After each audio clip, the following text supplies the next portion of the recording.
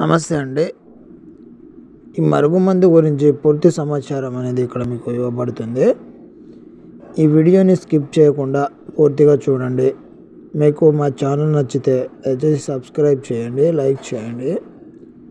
మరుగుమందు ఇక్కడ మీకు కనబడుతున్నటువంటిది ఇది మూత్రం అండి. ఇది మరుగుమందు.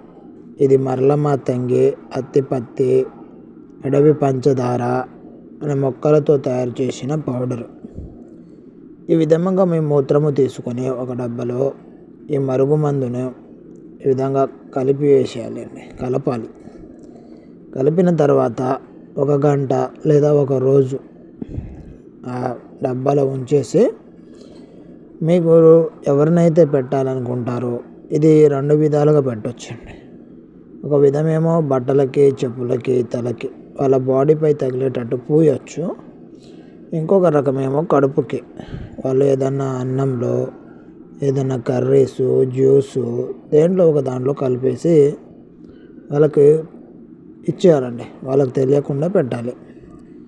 ఈ విధముగా పెట్టేస్తే వాళ్ళు జీవితకాలం, అంటే వాళ్ళు జీవించి ఉన్నన్ని రోజులు మీ మీద ప్రేమ ఉంటుంది, మీ మీద ధ్యాస ఉంటుంది. మీరు కనబడకపోతే ఎక్కడికి వెళ్ళారు, మిమ్మల్ని చూడాలనే కోరిక, మీతో కలవాలనే ఆశ వాళ్ళకు ఉంటుందండి.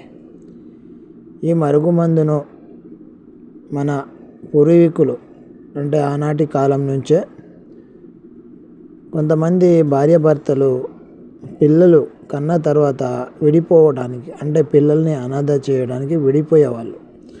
అలాంటి సిచ్యువేషన్ రాకూడదన్న ఉద్దేశంతోనే ఈ మరుగుమందు అనేది పెట్టడం స్టార్ట్ చేశారండి. ఇది మీరు మంచికి మాత్రమే.